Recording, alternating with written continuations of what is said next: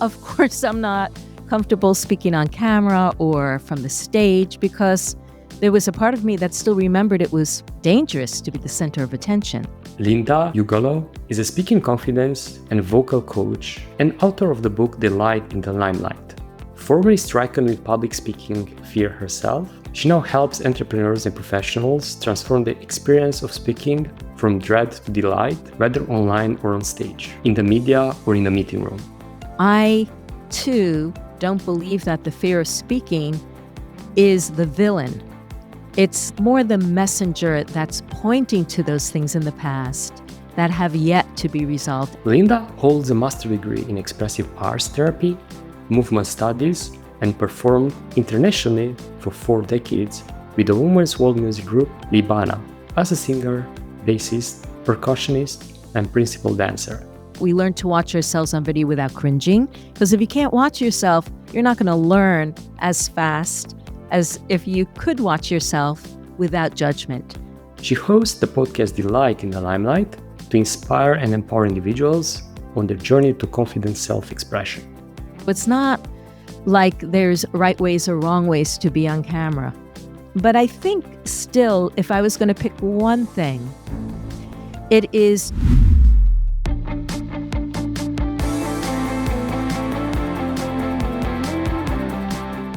Have you heard the big news? Before you dive into today's episode, I would like to let you know the new name of the podcast. If you missed that announcement that I shared last week, I'm changing the name of the podcast. There are multiple reasons behind it, but the format will stay the same, interview-driven, unscripted, with thought leaders, industry experts, and people that you can learn from. I'll share more on that in the episode 100 that drops next week, in which I'll be all alone sharing the insights behind the rebranding, who I actually am, and many other surprises I don't want to spoil right now. But before that, let me tell you the new name of the podcast. Authority in the Wild with Gabe Marushka. More on that next week. Enjoy the episode. Linda, you're an author, speaker, podcast host, TV host, and a speaking empowerment coach. But something is telling me that public speaking wasn't always something that you grasp with both hands. absolutely not.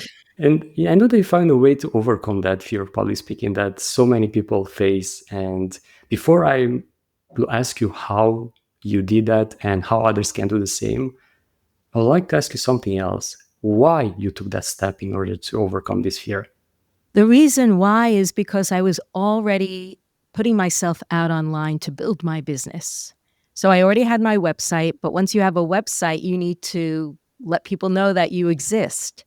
And at the time in 2015, I decided that video was the best way to get out there.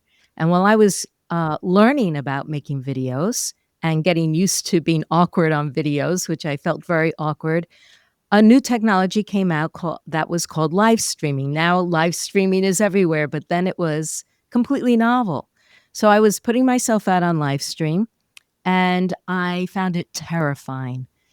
And every day I was doing a hour-long ritual to be able to manage my anxiety because my heart was racing. I would hyperventilate. I was disassociating from my body. But I found that if I did some kicks and punches and power poses, meditations, affirmations, all these things, that I could get to a place where I could get on for 5 or 10 minutes. And I assumed Just 5 that or 10 minutes. Wow. just for 10 minutes. It was a lot of work. But I was convinced that this was the way to build my following. So I was going to do it. I was really motivated. And I just assumed that after, a couple of weeks that I would feel better. But the weeks went by. I got to week 10. It was 75 days, I think. And I noticed my heart is still racing. And I thought, well, I am showing up every day, but this is taking a lot of time to manage my nerves. I don't want to have nerves to have to manage. I just want to get rid of them. So that was my motivation, that I was putting myself out there.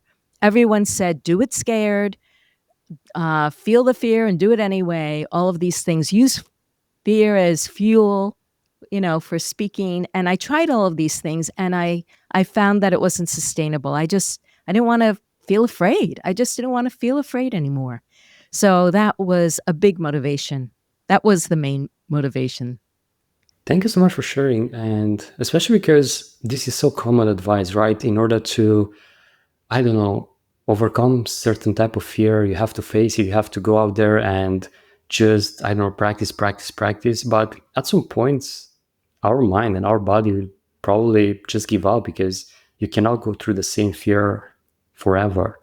And I wonder, after you try all those things, how did you find what actually works and what's that? What it is or what it wanted to say, what would come out.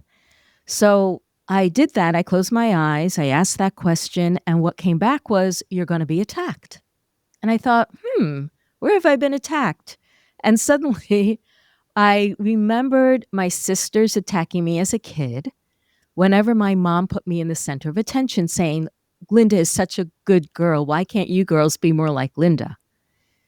And as soon as she turned her back, they would charge at me, they'd kick me, they'd call me stupid, say, shut up.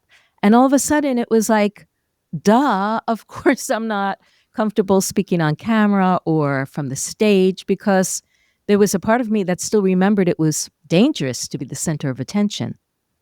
And then it occurred to me, oh, maybe this fear of speaking is about these things that happened to us in the past that at the time made us feel like it wasn't safe to be the center of attention. So I thought of the times I was bullied in school, didn't want to be seen, or when I saw other kids not get an answer right in class and everyone laughed at them, fear of making mistakes or fear of looking foolish or being embarrassed publicly. My father also, when I started to comb through my whole life, all the things I could remember, and I was thinking, oh, my father always told me he wasn't interested in what I was doing with my life. And I assumed from that people aren't interested in what I have to say. So all of these things kind of glom together, I believe, to create this sense and this belief that it's not safe for me to be seen and heard. So once I saw that I had all of this stuff from my background, from my upbringing and my history, and not just as a child, but also as an adult, I realized I actually have tools for this. I didn't know if they were the best tools, but they were tools, something called EFT, emotional freedom technique, or some people know as tapping.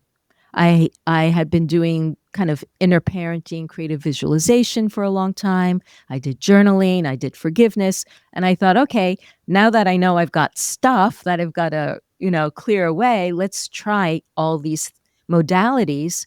And in 5 days, the fear was gone. And I thought, that's nice. I like that. I could continue to do live streams. I didn't have to do any of those, rituals. I mean, sometimes I like to do those rituals just to get me focused if I feel scattered, but just getting on camera for me at this point is focusing. Looking into the lens brings me into the present because I'm conditioned for that now. And I even at that time, I remember a few weeks after I got over my heart racing and disassociating, I had a busy day and I rushed home because I didn't have lights for my camera and I needed to do my Periscope live stream before it got dark. And I rushed into the house, I set up my camera, I turned it on, and I said, hey guys, I just want to let you know how much I appreciate getting to live stream today because after a hectic day, I can turn on the camera and just relax. I thought that's nice. That's how I want to be. Now, I just want to explain to you that at this point, I had no idea, number one, that this is what work I wanted to do with other people, or number two, if it would even work with other people, because it was my stories and it was modalities that worked for me.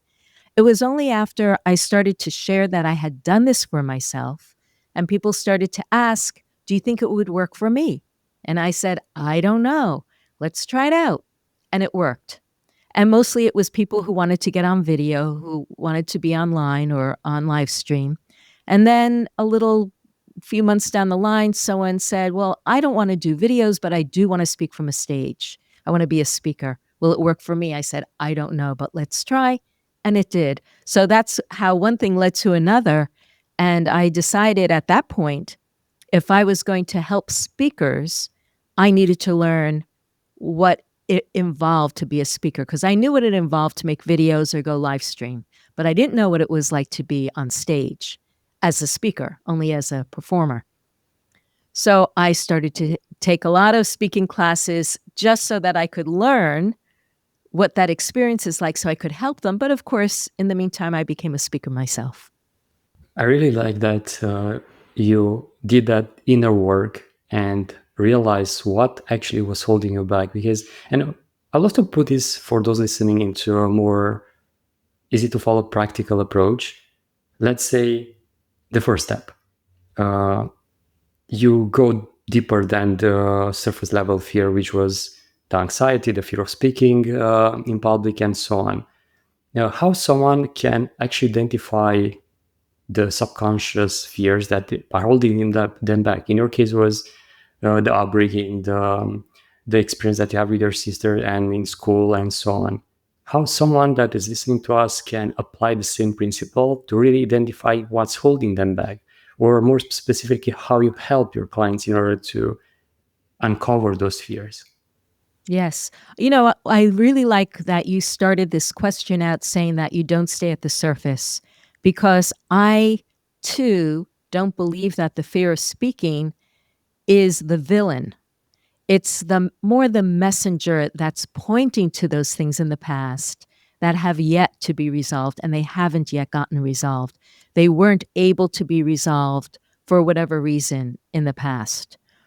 If we had the parents, the mentors, the friends, the resources to help us through whatever experience that was, so that we didn't feel like we were injured or wounded, then it wouldn't have stayed with us. We would have just moved on with our lives, developing. But these things kind of shunt that sense of development in our communication. How I go about it and how I recommend other people go about it are in two different ways. One way to go about it is to think, what is it? Actually, I'm going to say three different ways to go about it. The first is to think about, what are you worried about? Are you worried about being judged, looking foolish, getting hurt, being attacked? Like for me, it was being attacked. And then travel back with that and think, when did I feel judged in my life? When did I feel foolish? When was I hurt? When was I attacked? So that's one pathway into our stuff. Another pathway would be to, and this is what I do in my programs. I mean, we play around with all these avenues but one more methodical way is to think, what were your relationships with your family like? Your parents or caregivers, your siblings? What were your experiences in school with your teachers? Did you have a mean teacher who didn't get you? Did you have classmates that bullied you? Did you feel included? Did you feel like an outsider? Did you have work experiences that negated you in some way? Were you so it's like just kind of like doing a review of your life.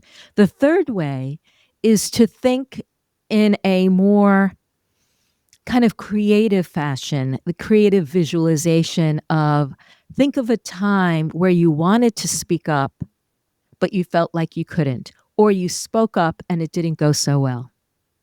So those are the kinds of prompts that you can use to dive into what I call the psychic clutter. To use a Carl Jung term, he believed in, Carl Jung was a psychologist. He was a contemporary of Freud, who believed in making the unconscious conscious.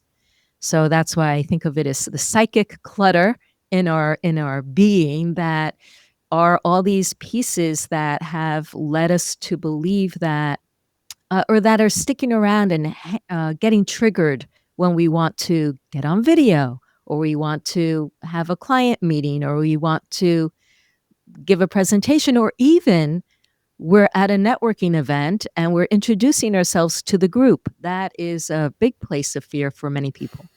True, and I was into that type of situation so many times. But once we did that, once we dive into the past or we identify that clutter, how do we clean that?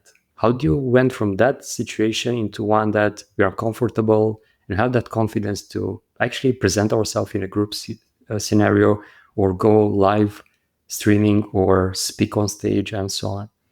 Yes. Well, of course, as you can imagine, this is what I think is wrong and misleading about the just do it approach, is that speaking to a group or making videos has many different layers. So one is we want to clear away the past because we don't want to get triggered. We don't want it to get in the way. So once you identify these things, you do need to do something with it. I talk about, now I just named my things that are part of my clutter, but in my book in chapter 4 I go through a lot of different ways that I've learned from clients that it got in their way. So a lot of times you think, "Oh, that doesn't really count." Don't ever say that when something comes up. Investigate it. And in terms of clearing it away, I have my favorite modalities. I like to use a multi-modality approach because I don't want to just leave it up to one single approach to do the work. So I do believe in journaling. I mentioned that before, and EFT and forgiveness, creative visualization. You can do whatever you want. I also invite my clients and students and readers of my book to make up their own rituals. I've had clients who collected stones and threw them one by one into a lake, releasing each of these things. And another client did a similar thing of burning pieces of paper in the fire or throwing sticks in the woods. But, something whatever is meaningful to you, you can do. I had someone who wrote songs. They were a songwriter, and another person who wrote poetry for each of the things that they remembered. So be creative, because I feel that healing is creative. So you can use my modalities. You can use the ones that are meaningful to you. So that's number one. Number two is, although we're worried about what other people think, we can be our own harshest critic. So it's really, really important not to overlook what you're saying to yourself. For instance, I had this client who we couldn't find any trauma from his past. It was so frustrating. I was thinking, uh-oh, my theory is wrong. I'm going to have to go back to the drawing board. And then I just had a hunch. I said, "So you were really good in school?" He said, "Oh, yes, I was at the top of the class. I was a valedictorian." I don't know if you have this in Europe or in other places, but in the US, it's like the top person who speaks at graduation. And all of a sudden, I had a hunch, because I know that school, very few people leave the education system without some kind of trauma. At the very least, we're afraid of making mistakes. And when you're somebody who has been valued and felt worthy because everyone tells you how smart you are, how intelligent you are, and how much they appreciate you for that, then you begin to think that you are only good because of those things. And if you are less than that perfection, it's a failure. And that was the case with this guy. He felt like if he stumbled over his words, if he forgot where he was when he was speaking, that was an F.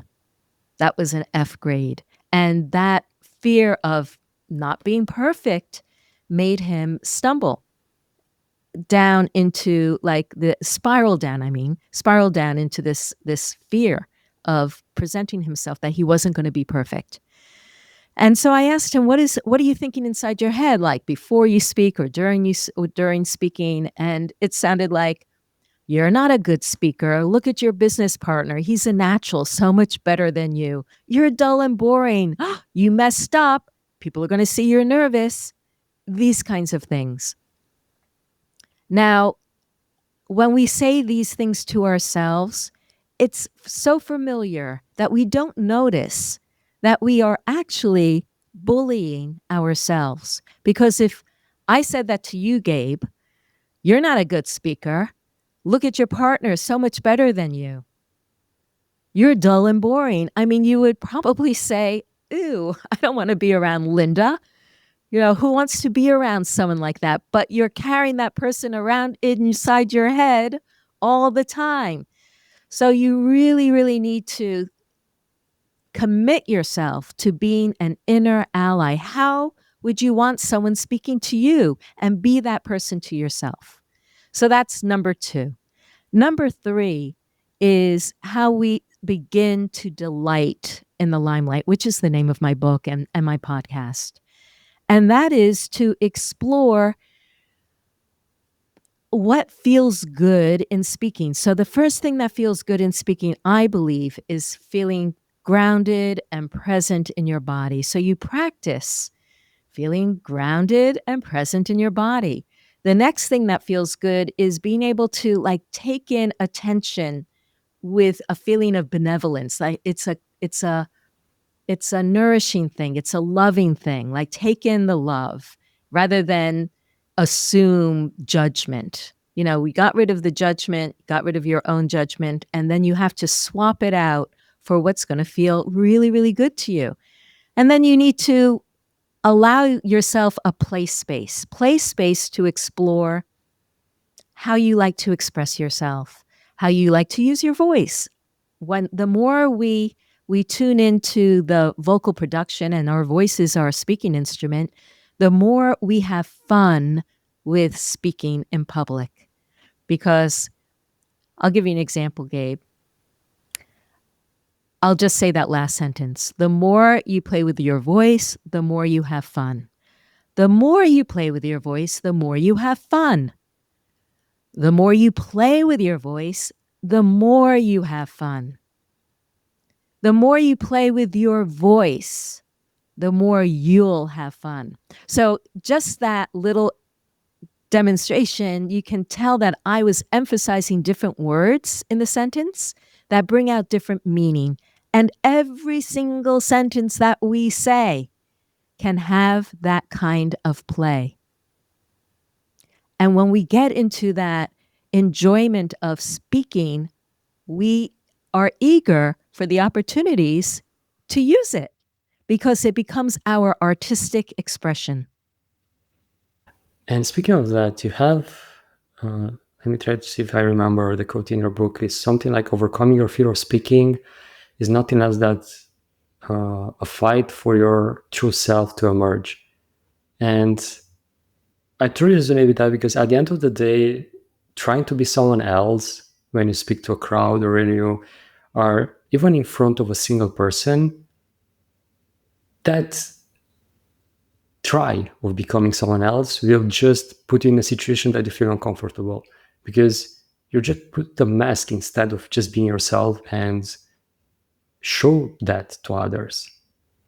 And that's something that a lot of people, I think, are doing wrong when it comes to expressing themselves, even not just on camera, but in writing or whatever. They try to become someone else instead to just understand who they truly are and show that version, not something that will feel like an imposter. And probably that's why a lot of people have this imposter syndrome, because they just try to become someone else. Do you know why is that the case, or if you encounter that in your clients? I think about this so much because I also have in the book, what does it mean to be naturally you? Is it the you who talks to clients? Is it the you who plays with your dog? Is it you who is resisting your parents because they're over controlling you? And I personally found it very confusing to discover what does it mean to be naturally me? And I've come to the conclusion that this is going to be a practice more than a state of being. I don't know. Could it be a state of being? Rather than saying a state of being, I think it's more some place that I arrive to. Because And this is why, Gabe, when you have had a fear of speaking all of your life, you are, I'll speak for myself. My body was tight. I was tense. My voice was tense. I spoke very softly. I mumbled my words. Is that naturally me? No, that's conditioned me. So when we have lived, and we all are conditioned with something for better or for worse. So is naturally or authentically ourselves our conditioned selves from all the programming? Or is our natural selves when we start to explore and try on other things? And yes, maybe even copy Picasso in our artwork for a while just to see, does that resonate with me? But I do feel like I am someone who encourages copying or trying things out and exploring in order to discover where am I in the mix. So, it's funny that you bring that up because I don't know. Where are you in? Do you have siblings? Yes, I have a smaller brother. Okay, so you're the older Yeah. one. Okay, so I was the younger one. So my sisters always said, "Don't copy me. Don't copy me." That was a big thing, that we shouldn't copy the older kids. But it's our human design to copy. That's actually how we learn. So I say, rather than make copying a demon, use it just as a pathway or an experiment. It's an experiment to try. I mean, you learned English. How did you learn English? By copying other people. There's no other way around it. So, and you probably tried to speak with a particular accent. I remember going to England once. My aunt and uncle lived there. My cousin came and he said, "Linda, stop speaking with an English accent. That's not you." And I'm thinking, yeah, but that's what everyone is speaking with around me. So why not try it out? But I felt very uncomfortable. As soon as he said that, it was like, nope, I'm not going to do that. But later on, I thought, why did I let him bully me? What's wrong with trying out an English accent? What's wrong with, so I'm, trying to speak Hungarian. What's wrong with me trying to sound like a Hungarian? So I think that let's challenge that, not make ourselves wrong, but don't see that as the end point to copy somebody. Just see it as an experiment, something that you're exploring. But the true authenticity, I believe, comes when we are dropped into our bodies. We're dropped into our vocal production and the sound of our voice, and uh, our commitment and our intention is on making our words as understandable as possible. And I don't just mean with the delicious diction, which I do love. I like clarity of our words, and I believe every syllable, every vowel deserves to be heard. But we want to communicate the feeling behind it. We want to communicate what's important. And that's why I believe in emphasis and melody of our voice in order to communicate more about our thoughts. So if I'm speaking like this with a monotone, you don't have any real idea of what I'm thinking about, what I'm saying, because it's all coming out the same. So that's where I go for authenticity, because I don't get I can't feel as much. I don't get as much information when people speak with the same tone. In Hungarian, actually, there is a lot of monotone. A lot of people speak in monotone. The language invites it, but not everybody does it. And the people who don't, the people who have more melody in their voice, I understand them much better because it distinguishes the words one from the other. So true. And there are so many languages that I feel like there are more melodious than others. For example, one, it's Portuguese. I feel like every single time I hear a Portuguese speak, it's like, whoa, it's like singing. And others feel like a scratch. With all the respect to, I won't give examples, but more Nordic countries and or even Northwestern European countries are kind of in that path. Like maybe it's just because Romanian, for example, my native language is a Romanian sense language, and I resonate more with those type of languages like Spanish, Portuguese, Italian, and so on. But yeah, it's interesting. And speaking of that, because you mentioned there's something that personally, at least, I struggle quite a bit, and I'm about to start a program to improve that. Is this pronunciation of words, especially in English, which is not my native language, and also to sound, for example, more as a North American rather than just common type of English. And of course, I won't even try to speak like a British person because I feel like it's so hard. But in the same time, I feel like they speak so differently and so clear. And I don't know, there's some nuance of respect in their way of speaking. But in my case, since I do business with North Americans, it's much more intuitive and as well to be more easy to communicate and understand them, and the other way around. I feel like I need to work there. But even that, this is the 99 episode that I record for this podcast, and that's a lot of practice. I still feel I'm not there where I want to be. And of course, maybe it's the perfectionist is me telling me that. Maybe it's something more obvious. How we can someone that is the same situation as me improve that in a easy way, let's say. Yes. So I talk about that in chapter 11 of the book, The Breath We Take and the Sounds We Make. And what is fascinating, and I think about this in learning, when I realized this for English, I realized this for my learning Hungarian also.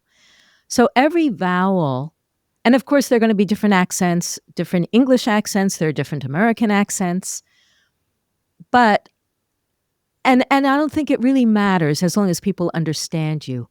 But every vowel has a mouth shape, and every consonant requires some movement of the tongue, the jaw, the lips, the teeth.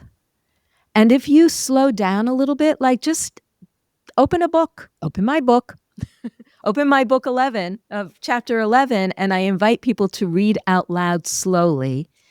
And when you do that, and I'll just demonstrate, I'll, demon, stray, a.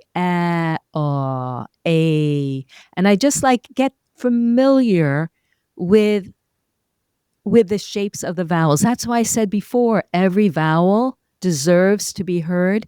If you slow down, Gabe, just a tiny bit and lean into the vowel sounds of your words, your articulation will be that will double in clarity. So I think what happens is that when we learn another language, we think, oh, I want to sound fluent, so I'm going to speak quickly. But actually, it's the quickness where we start to stumble. And I know this with my Hungarian. My husband is always slowing me down to be more specific with the vowel shape. And as we slow down, we can enjoy the vowels. And you know what? In English, we don't mind slow speakers. It just makes it easier for us to comprehend. And especially when we're listening to someone who is speaking English as a second language, it really is your friend. Yeah, true, because at the end of the day, they speak your language. And that advice, I think, is something that I really need to take into consideration starting now. Because I I like often, that. I fall into that trap of, and especially in a situation where I speak about something that I'm passionate about or a topic that I'm very familiar with, I tend to speed up. But for example, if I'm in a more laid back situation, I'm surrounded by friends and we are just chit chatting about random things, two things happen to me. One, I speak more slowly, but second, I hardly find my words, which might be the reason that normally I speak only about business or in these interviews, in which are kind of similar topics with what I normally discuss with the clients. And when I'm in a more normal day-to-day situation at home, I speak with my wife in Romanian, so we don't speak in English. But when we meet with friends, and most of them are English speakers, I'm like, why it's so hard to find my words. Where is all my vocabulary gone overnight, or what happens there? Is this something common that you notice, or I'm wondering actually if you have a bit of anxiety in speaking with these other people. You know, maybe there is some peer school thing. I don't know. I'm just like guessing, but I'm wondering why would you or just not being sure about how do we like do you it, let me ask you some questions. I'll probably be that this is my coaching, put my coaching hat on.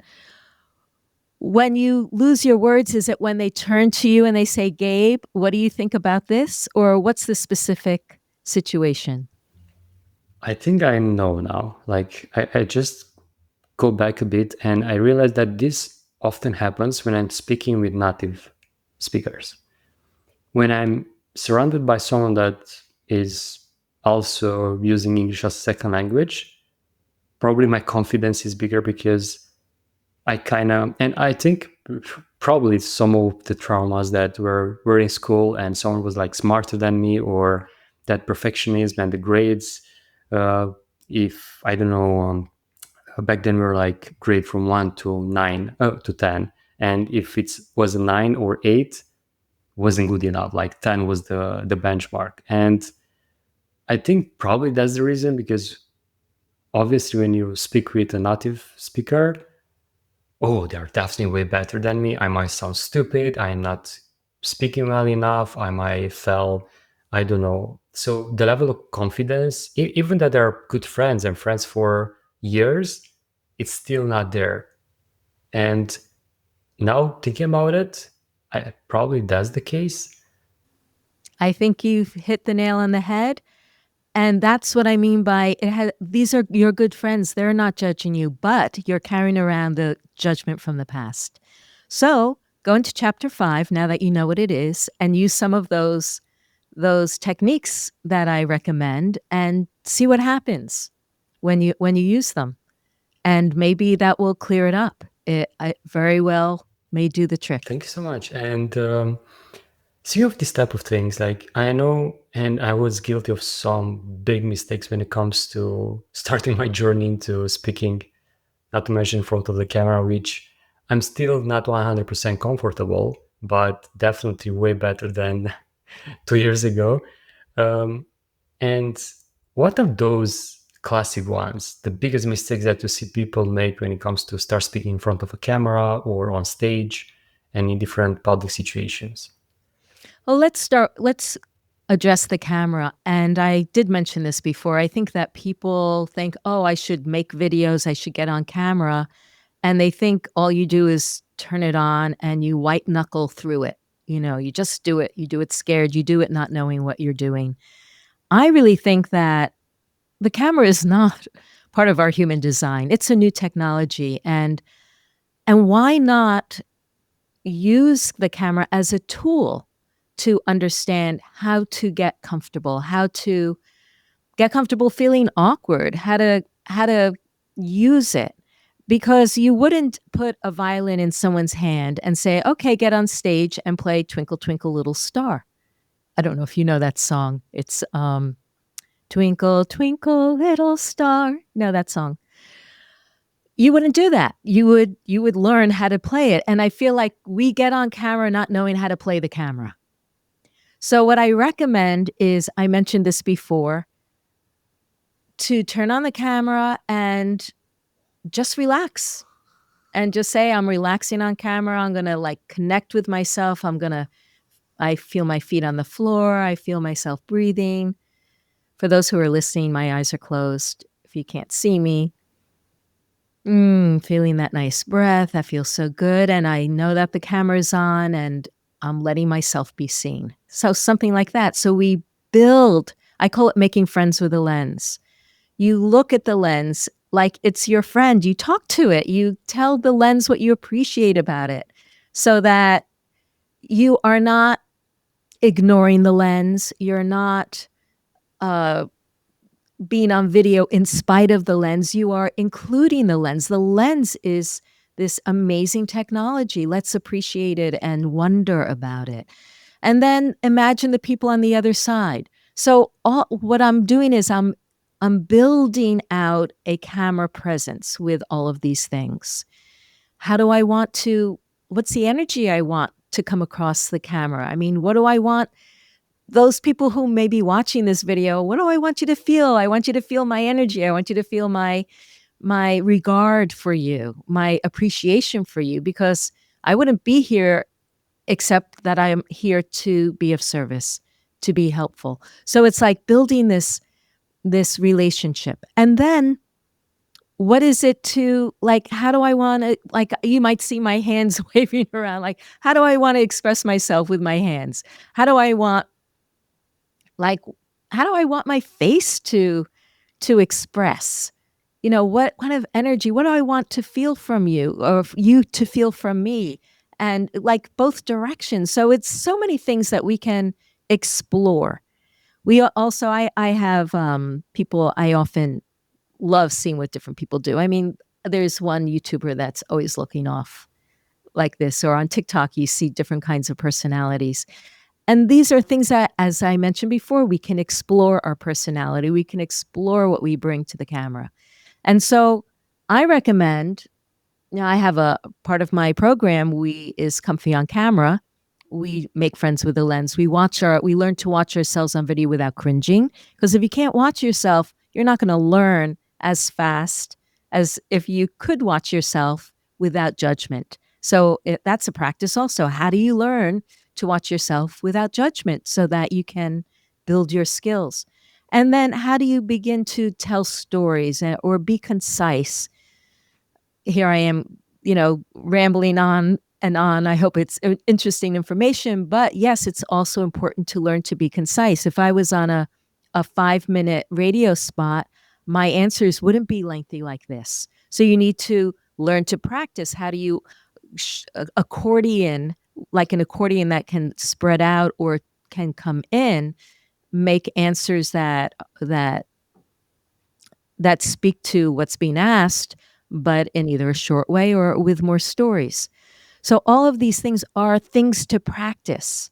And how do we speak so the words do flow out of our mouth and let things fall out of our mouth rather than, or how do we be thoughtful and give ourselves the space to have moments of silence? That is a practice too. So I recommend, if you want to get comfortable on camera, to practice all of these things. On stage, it's going to be some overlap and there's going to be some difference because when you're on camera, you're looking in one place and everyone feels like you're looking at them. When you're on stage, when you're looking at one person, everyone else feels they're not looking at me. So you want to practice being able to look to the right, to the center, to the left, behind, close up. You want to have a spatial relationship to the whole room.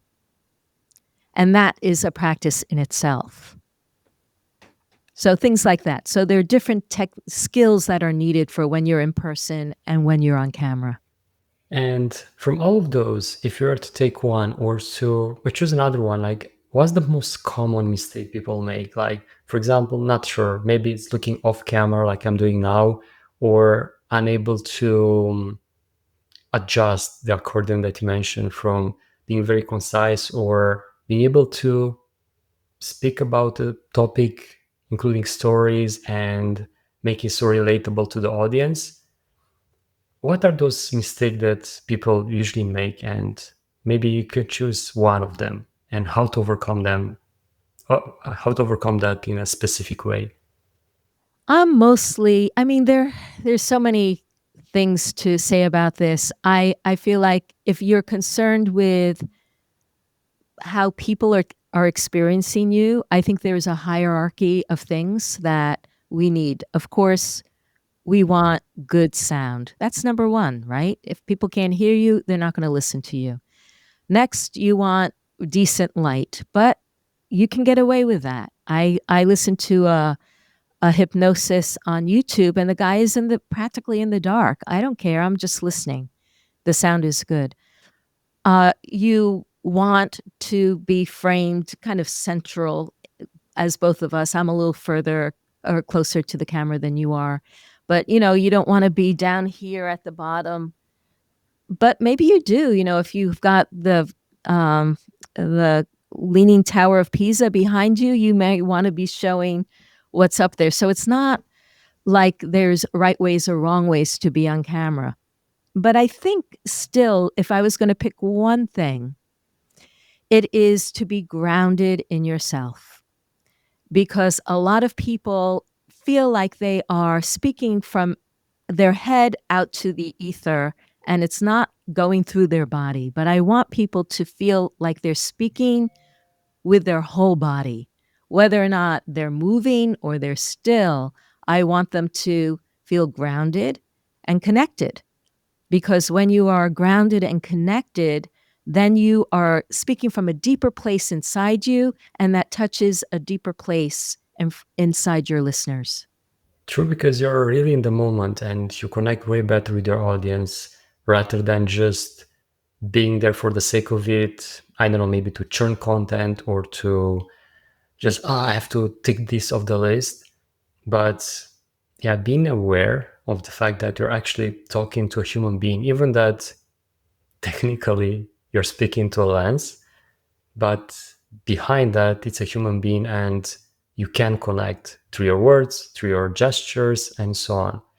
So I really love that advice. And for those that resonate with this and they're like, I really want to connect with Linda and see how I can get better on camera or be able to speak on stage and so on, where they can connect with you or where they can grab your book. Well, everything is at Linda Ugelow, Ugelow. That's my website. That's my handle across social media. If you come to my website, you can download a speaker preparation checklist. It's all the things that I recommend and use myself to get grounded, focused, and energized before I speak. And the book is there. If you get books on online booksellers like Amazon, you'll find my book there, Delight in the Limelight. And of course, my podcast also, Delight in the Limelight. Totally. And I'll put those links as well down below in the show notes or in the description. And I want to conclude with a small challenge. I love to challenge our listeners to put what they heard into practice, what they can do in less than 1 week in order to make that first step into do that inner work and actually dive deep into their past to identify the subconscious fears that are holding them from starting to speak up and be on camera, on stage, or wherever. I would say to ask yourself, when did I decide it was safer to hide? When did you decide it was safer to hide? Yeah. Wonderful. That's a really deep question, and anyone listening or watching can go way, way deep with that. Probably an exercise that can take even more than 1 hour, and we might be surprised what we can unlock there. Thank you so much, Linda, for sharing this, and thank you so much for taking the time to join us today and share your learnings and story. Can't wait to share this with everyone out there. I really enjoyed this conversation together, Gabe. Thank you. My pleasure, my honor. Thank you so much. Thank you so much for sticking to the end. And if you watched this far, you probably want to hit that follow or subscribe button to make sure you not miss the first solo episode that I'll drop next week as the episode 100. Yes, it's a special number, and I want to be by myself talking to you about the episode rebranding that I just announced at the beginning of the podcast. If you missed that, the new name of the podcast is Authority in the Wild.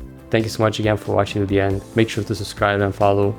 Drop a comment, drop a review on the podcast. That means a lot and helps the show grows and bring in bigger guests. So thank you so much for the support. Thank you so much for being a fan, and can't wait to catch you in the next one. Have a great one. Pura vida.